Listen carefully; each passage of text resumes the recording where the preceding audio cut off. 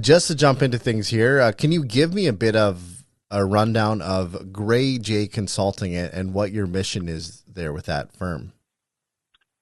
I suppose my mission is to create a bridge of effective and meaningful dialogue between not only the nuclear industry, but government as well, I suppose, under its duty to consult policy, to the indigenous community, whether it's First Nations or Métis. As we both are aware, the province's duty to consult policy is not necessarily embraced by the indigenous community. I'm not saying it's wrong. I'm just saying we could better articulate proponents' desires or the government's desires when it comes to industrial development.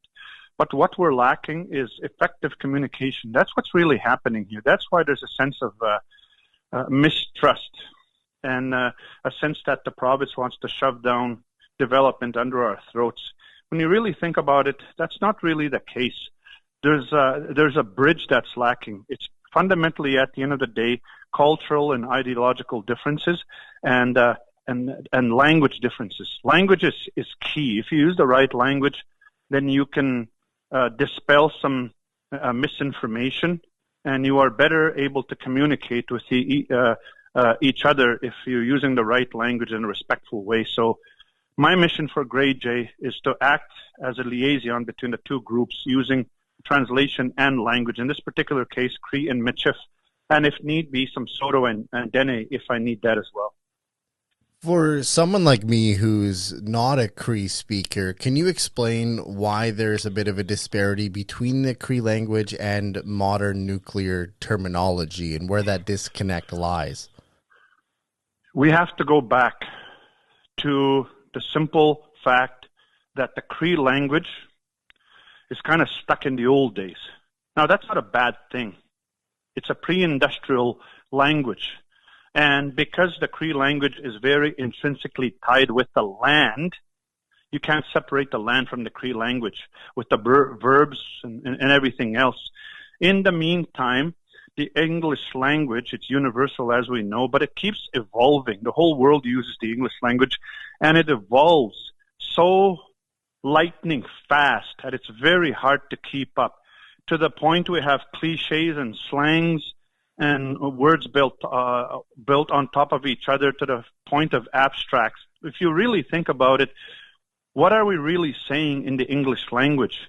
And when it comes to nuclear technology, we don't have a word for uranium, or some languages use scary words when it comes to radiation. I won't name the language, but one language in particular describes radiation as the rock that kills. Well, with all due respect, that's not an appropriate word.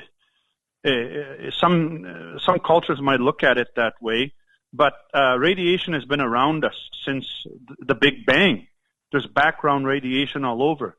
It's just nobody has explained effectively what radiation is, even to the degrees of exposure. When we're talking about 1 millisievert or 260 millisieverts, which is the radiation that's exposed to people in Ramsar, Iran, or 50 millisieverts, which is the annual limit for CNSC, or 20 millisieverts for Cameco.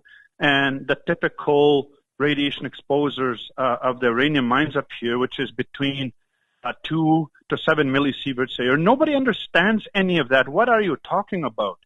So there's a huge disconnect there. In the meantime, to answer you, what you asked me, in the meantime, when you look back over your shoulders, the Cree language is way back there. You can't even see it.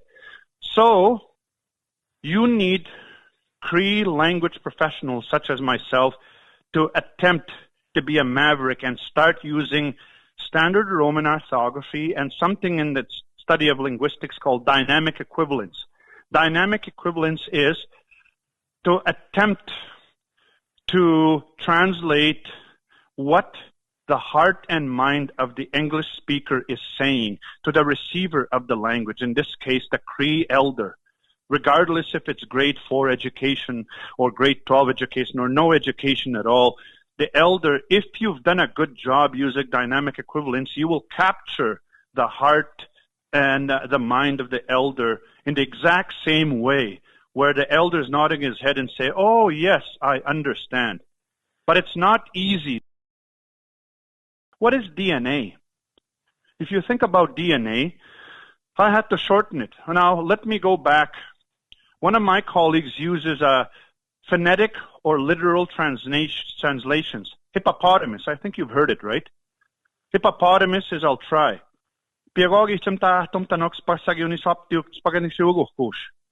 I'll translate it back to you. A literal translation of hippopotamus in those words, it doesn't work.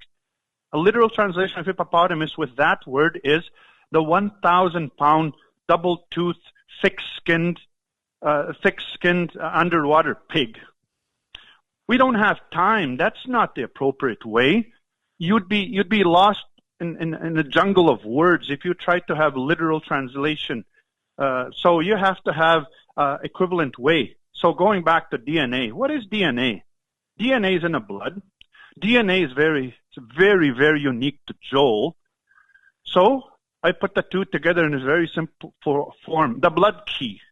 Mihkwalikli, blood key. It's in the blood. Why key? Because what is a key's function? The function of a key, whether in your office, in your home, is to open one doorknob. Just one doorknob. So if I use blood key, mihkwalikli, the elder should be able to understand upon further explanation, oh, okay, my DNA is unique to me. That's why we call it blood key. But I'm not naive. It takes a certain while, especially me working on radio, to repeat myself over and over and over again. I'll give you another example. Literal translation. One of my colleagues, when I was working at NBC in 1990, we didn't have a word for computer. So my colleague came up with the word mamahtawa patsichagan, amazing machine. To this day, that word is stuck.